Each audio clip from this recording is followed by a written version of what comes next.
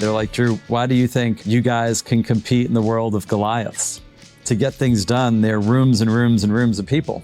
What we have in Dallas is a very agile way of working. We don't have a lot of people. We choose the best people, and then we just work in an agile way, attracting the right talent and people and agency partners that want to be challengers. And I think it comes down to great creativity and then great digital capabilities. In today's world, how does a brand break through the noise and become iconic? Join me, Jason Harris, as I speak with the world's leading marketing experts about how they use soul and science to build an iconic brand. Think of it as EQ meeting IQ. So let's lock in and together fast forward our marketing minds on the Soul and Science podcast.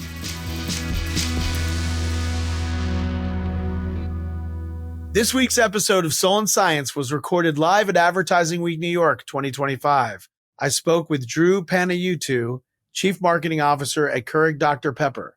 Drew joined me to unpack Dr Pepper's incredible rise to the number 2 player in the cola wars, overtaking Pepsi in market share. We discussed how bold strategy, data-driven creativity, and powerful brand partnerships are fueling their momentum. Together, we explored what it takes to keep that challenger energy alive while building one of the most beloved brands in America. And here's that conversation. How are you? Good, doing well. Thank you for coming out to do this all the way from Texas. We appreciate it. Great to be here, yeah.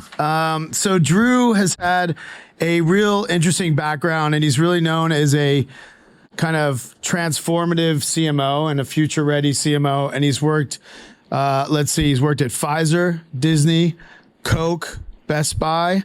You've been named by Forbes as one of the most top 50 influential CMOs. So, we're here for some wisdom. So hopefully you can provide that today. I'll do my best. I'll try. Although I wish we had some Dr. Pepper because I'm not supposed to technically drink this water, but if you're taping it, pause for a second. Yes. I don't want my boss to see it. No one film for a minute. Okay, so what we're talking about today is beyond Coke versus Pepsi, how Dr. Pepper created a third way to win.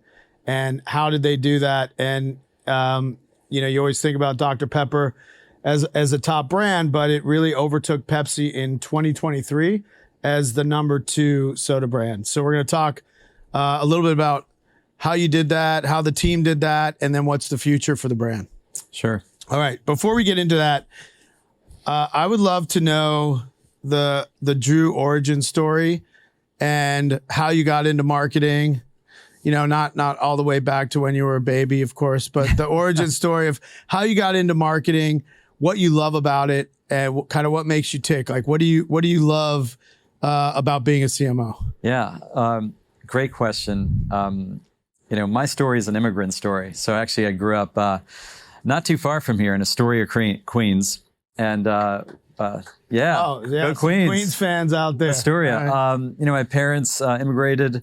My mom didn't speak much English. My dad was a chef, and they had left an island called Cyprus. It was kind of being invaded by Turkey back then, and they went to London. And my family lived there for about 30 years, and I'll come back to why it matters. When my mom and dad emigrated here to New York, my mother kept talking about this product called Fairy Liquid. And I'm like, what is Fairy Liquid? And literally, it's like a dishwashing detergent brand in the UK. And it was really interesting because my mom would refer back to these brands that didn't exist in the US. And it made me realize like the power of brands. And being an immigrant. How old were you at the time? When that I remember her just like kind of calling out when she was frustrated because she didn't have enough. Probably 8 years old. Oh wow, okay. And I think this is true, and Oprah said it many years ago, is that we just want to matter. And when you're an immigrant and you grew up in a city like New York and you're near some of the wealthiest things in the world, and you're also near a lot of poverty, you just want to matter. And then I realized that, for me, I want to work on brands because brands matter. And if I'm working on a brand that matters, then I must matter or my work must matter. And so these are very like early things that kind of drove me to want to work on the world's best brands. Now I've gotten over the hump of, I matter for other reasons now. We all self-evolve, and, that's a beautiful thing. But it's probably why, and someone said this the other day, I don't think anyone has worked on more globally iconic brands than I have. I mean, I've started with Johnson & Johnson, worked at Google, Chick-fil-A, Coke, all these places, Disney, and it's been just a blast.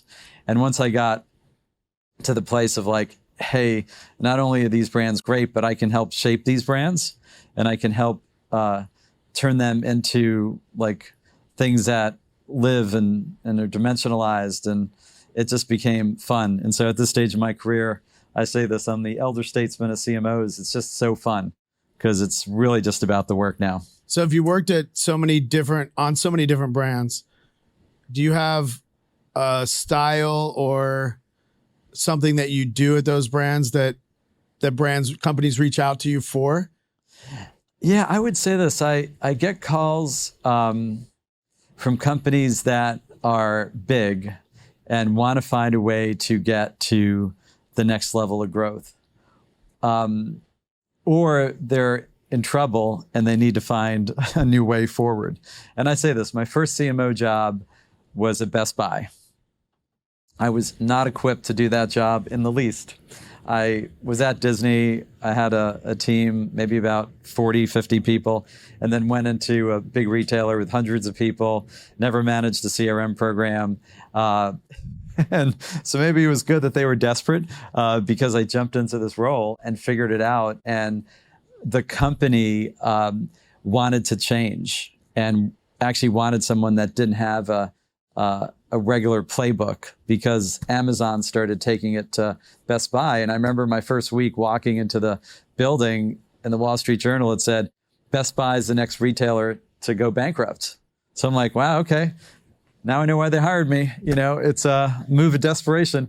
But it just gave us degrees of freedom to go and try to figure out how do we survive in a world of Amazon. And now the company's worth probably 14, 15 times more than when I started. And so Best Buy is a great story of like, how do you compete in a world of Amazon and e-commerce? So because you sort of were known for helping save Best Buy, did other desperate brands reach out and say, now it's time to help save us? Well, I think actually large companies that wanted to change started reaching out, which is like, hey, you figured it out on a big stage with hundreds of people. And I'd say this, we actually moved quickly into the digital world, and we did things like we created, our own data systems. And back then you had to build stuff with Accenture. There was no cloud. I mean, I tell people like our digital transformation had no such things as cloud. And we had to build a data platform, right? A CDP on our own. And tools like Adobe were not as evolved, and our e-commerce engines we didn't have a world of Shopify, and so it's amazing to have done that and actually built, a digital platform, because now I get so excited because it's so much easier. I mean, if you think about the tools that we have, I mean, large language models, generative AI, I mean, it just shows me. It reinforces in my mind how disruptive marketers can now be, because we did it back then when I was at Best Buy in 2008 by brute force. And so now it's like, the world's the oyster for the marketer. Faster. Yeah. You can do a lot more. Totally. So where were you when you got the call from Keurig Dr Pepper? Job? Yeah, I was going back and forth actually to New York City. It was the first, so this is a good example. I was the first global CMO for Pfizer. They didn't have a CMO. They were trying to save the world with vaccines. They're like, we need someone to kind of, help market, this product that we think is going to save the world. And we need marketing, right? And we all know vaccines was not an easy thing for some people. And there's a lot of confusion. And Pfizer also wanted to drive their vaccine because they believed it was better. And so I became their first CMO and built a global marketing organization at scale. So you talk about coming in and building something at scale, global organization, and did that for a few years. And then just couldn't, the world went back to 5 days a week. And so me commuting from Colorado to New York was not sustainable, and said my time is done, and literally had a couple offers to that would keep me and my family closer together. So you've done a lot. We talked about saving Best Buy to saving lives. Then, there's a lot of things in between that you worked on. When you get the call, what is the problem or the transformation that Keurig Dr Pepper needed? Because they had already overtaken Pepsi, right? So they were already on the Dr Pepper brand. There's other brands, of course, but they were doing pretty well. Why call Mr. Fix-It? Well, probably less Mr. Fix-It and more Mr. Transform. I think the company realized it had a lot of opportunities on the digital side. Pepper, clearly an amazing brand, and on the benefit of a team that did incredible work. But there's other brands in the portfolio that need more energy, right? Canada Dry is a great brand. We have brands like Core Buy. We have a coffee business called Keurig. It's in 43 million households. And the belief was, we're great. How do we get greater by leveraging and building a more modern marketing engine? So that was the brief that I got, which is, let's build a modern marketing machine. When you think about this kind of third way to win in some of your brands, how long have you been in the role? 1 year. 1 year. Okay. So fairly new, of course. Yeah. What do you think 2 or 3 things that you're still doing on Dr. Pepper that are keeping you in the number 2 slot? Yeah. I would like keeping you successful, because it's one thing to get there, but maintaining it might be even harder. Yeah. I would say this, the best brands I worked on, if you think about Best Buy, big retailer, you think about, brands like Chick-fil-A, Sprite, which I was leading at one point in my career, that people think because you're big, that it's about just, more and more awareness and reaching more people. And actually, across all those brands, across all those industries, and they were different industries, what I found out is that it's the powerful core that drives the value of the brand and the business. And it's usually the 30% of your raving fans drive a disproportionate amount of your profitability, and actually a disproportionate amount of energy behind the brand, and it makes all the other stuff work better. So I call it a raving fans approach to success. And when you resonate with a core group that become raving fans, it's a flywheel. And I say that's the new F word, which is flywheel. It's not funnel. And I found that across all these brands that were really successful, it's getting to those raving fans. And so what Pepper did really well, I think, over 10 years ago, is they were clear on the cultural lane that they wanted to have, and how they wanted to connect to culture. And that was through college football. And so it is the number one brand associated with college football. And it is the connection point or the cultural lane of that brand. And it's not a thing that changed every year. It was something they committed to. And, we're now in our 8th season of Fansville, which is amazing. And I think that is what great brands do, is they pick that lane and they stick with it. And it creates the energy with raving fans and creates a flywheel.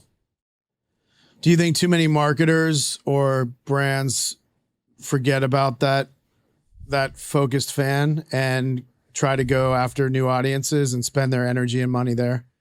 100%. Yeah. I remember reading, I think it was IAB, there was a study done that showed that great campaigns don't need to change. And that the most successful campaigns were 8 or 9 years old. And so if you look at Fansville, right, 8+ years, that marketers get bored of their campaigns faster than consumers get bored of their campaigns. And so that is, I see it. There's always a tendency to say, let's go, let's create something, a new storyline, a new, especially like reinvent a campaign. When a new CMO comes on board. Totally. They want to throw everything out and start over. Yeah, but I think that's typically the wrong play, right? And so my approach has been, hey, Fansville is great. And when I got on the job, I reached out to Ryan Lear, Chief Creative Officer at Deutsch, and I'm like, let's see if we can keep going. And we'll keep going until we realize that the campaign can't go any longer. But that's going to be like almost a decade. And I think when you get a great campaign, the job of a modern marketer is to say, underneath that campaign, what are the content tentpoles, the content pillars I want to have to continue to do that storytelling around college football? And I was explaining this to my team. If you think about AI and generative AI, but if you have a platform like Fansville and you're a brand that's about one-of-a-kind taste, one-of-a-kind experiences, there's 4 pillars to telling that story, and each pillar is its own little coefficient. And an algorithm really helps you optimize and make your stories and your pillars more interesting. You're not changing, your core creative idea. You're just finding a way to make it more interesting to different groups of people. And I think that's what I get excited about, is like, how do you take that art and then connect it to science and then create awesome storytelling? Because the fans, the raving fans and the customers that matter want to hear more from you.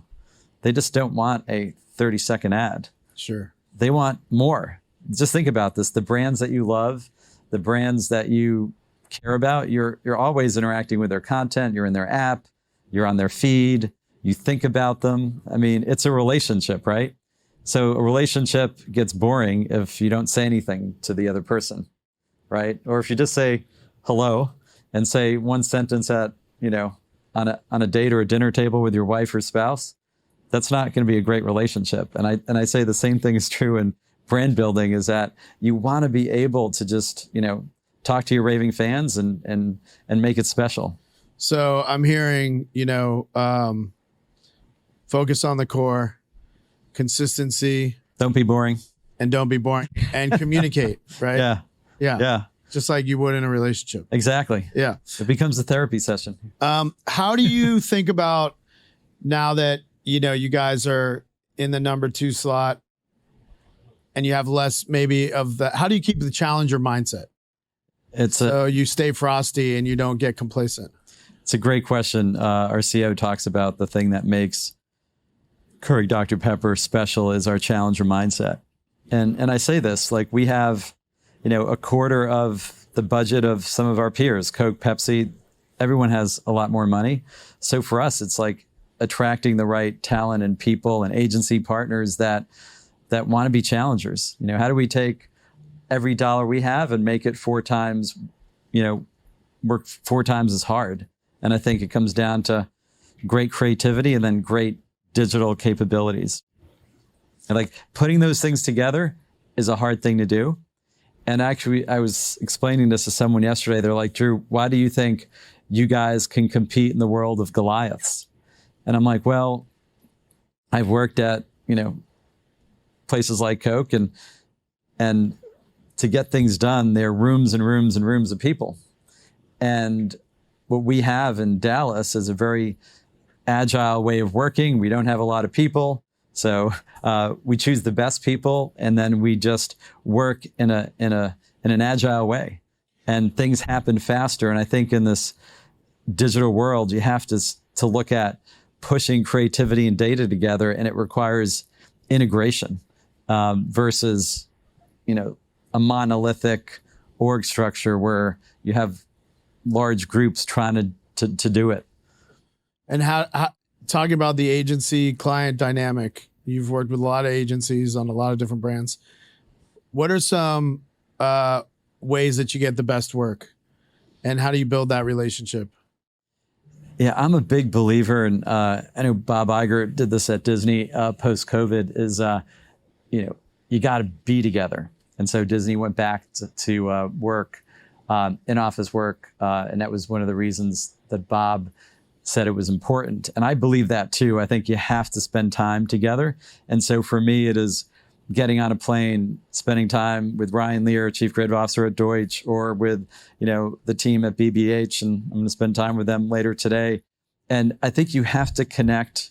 CMOs should be connecting with their creative leaders often and frequently, and you need to have a dialogue. And I think it surprises people because when they meet me, they're like, you're Drew, you've been CMO of these places. And instantly I'm like, let's get on a WhatsApp and let's talk about the work. And so like randomly, Ryan will see something on Dr. Pepper during a game and he'll text me and we'll go back and forth on an idea. And I know it's weird. I know it freaks out my team sometimes because they're like, why is the CMO interacting and with a CCO like that? And I think part of it is like we should constantly be feeding the creative engine from all levels of the organization. It shouldn't just be the CMO. It should be, anyone, a junior, a brand manager.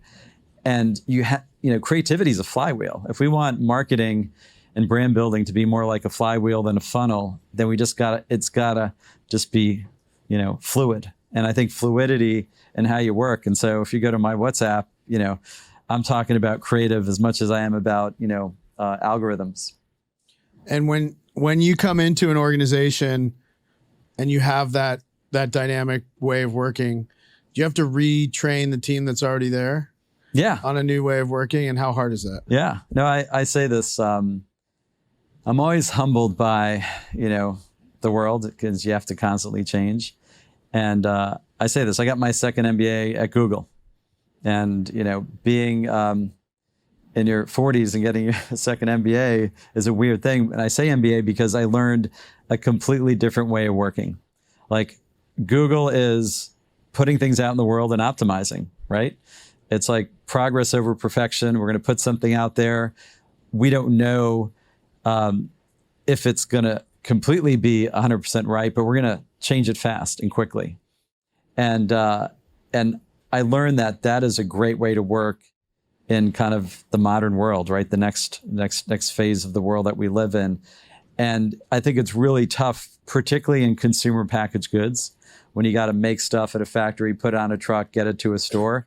You're used to very structured systems and structured way of working, and you want it to be all organized and tidy.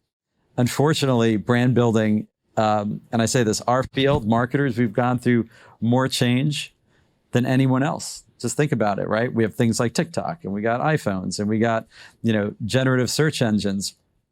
So it can't be linear and tidy. And so you have to be able to kind of work like a tech company and work like a Google. What do you think? It's fluid and messy? What I think is... Do you think it's fluid and messy instead of tidy and... Yeah, I totally do. I think, let's use search, right? Google search, right? The search bar changed how we did e-commerce at Best Buy. That's going to go away and be replaced by, ChatGPT. And I'm going to ask, Gemini, questions about what I should buy. And it's a different type of experience, right?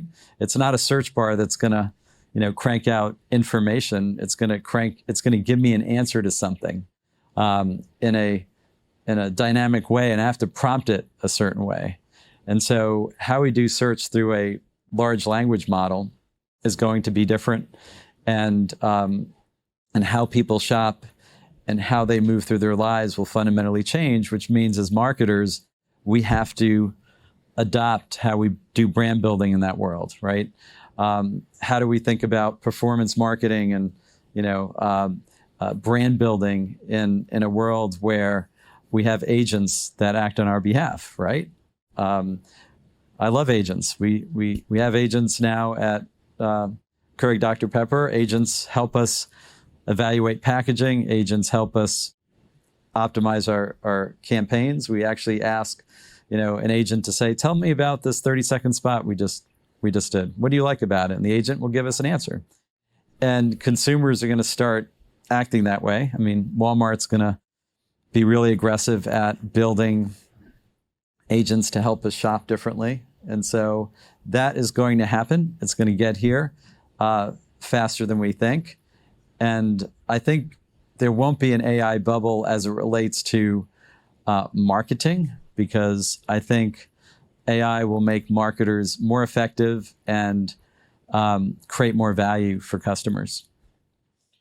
What is the best part about your job, and what is the hardest part about your job? The best part about my job is, and it's one of the reasons I love beverages, is it's a highly emotional category. I mean, people buy a beverage, but for what it does, but culturally, beverages have always had a very emotional part to them, right?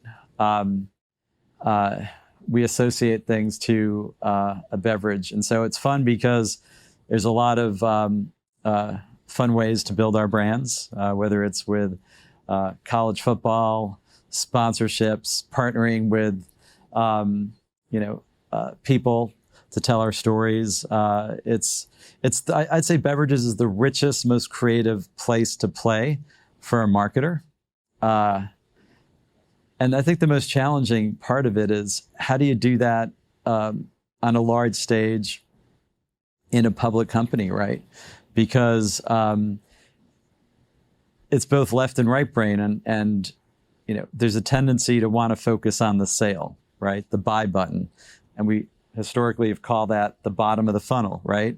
Because everyone wants to show value to marketing, right? The whole question of, what do I get? I can only measure 50% of what I spend, right? And so the world has given us tools to get more certainty on the buy button. Less waste of that 50%. Yeah. But we still have to do things that are at the top of the funnel, or as I say, the new F word, the flywheel. Data shows that when you build brands and you engage with consumers, and it's not always about the buy button, you build healthier brands. And so the challenge in, I think building a brand in a large public company is you always feel better about the buy button.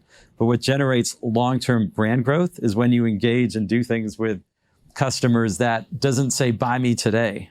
But it goes back to a relationship. If you're in a relationship and the person's always asking you for something, is that going to be a great relationship? No. Same thing's true on a brand. It's like, people want to engage with your feed when you're doing interesting things. And the interesting thing may not be, go buy this buy me today. And it's easier to explain as a flywheel versus a funnel, because those activities are interrelated versus it goes like this. Yeah, you totally need to do both, because I will say this, I helped start one of the first retail media networks at Best Buy. And there's a lot of conversation about retail media. But if you're doing great things and your brand is strong, then you're going to pay less as people go down the funnel. Like, do you need a lot of retail media if you have a really strong brand? How impactful will lower funnel marketing be if you have real affinity with your consumers? And so I say this, if it's not a flywheel and you focus on the bottom and on performance, you will pay more. And short-term thinking. Absolutely. What advice would you give? Because you mentioned you've kind of, a lot of people that are CMOs now have worked under you, or you've helped train them. What advice would you give for newer marketers in the world we live in today, and what should they be thinking about? First, I think you have to live like your consumers, right? I think my son finds it funny. I have an 11-year-old that I'm in YouTube and TikTok all the time. I don't choose to partake in his Roblox activity, but I think you have to live in the world that you're trying to influence, and it's super important, because as a CMO, you have to be a voice for your consumer.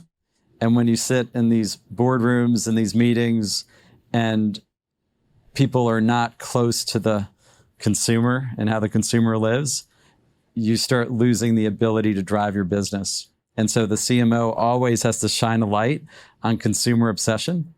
And I think you have to live in the world. It has to be first party experience, So. Because you're in the C-suite as the voice of the consumer. That's why you're there.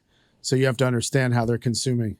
100%. And it has to be natural, and you shouldn't hire a consultant to tell you how your consumer interacts. And we're the number one brand amongst Gen Zennials. And I think a big part of that is we're the number one most engaged brand on TikTok. And so like you have to just understand that world. All right, last question. We're almost out of time. Do you have a mantra or a quote or something that you think about all the time or that drives you? Yeah, the thing that drives me the most is it's progress over perfection, like fail forward. I think everyone tries to pretend that they have the answer, that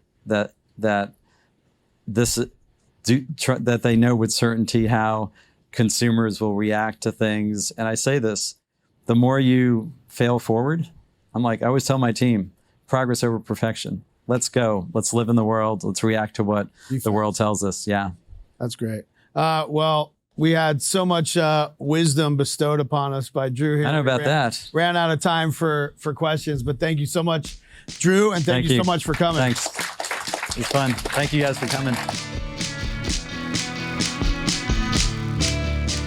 Soul and Science is a Mechanism podcast produced by Maggie Bowles, Ryan Tillotson, and Lily Jablonski. The show is edited by Daniel Ferreira with theme music by Kyle Merritt. And I'm your host, Jason Harris.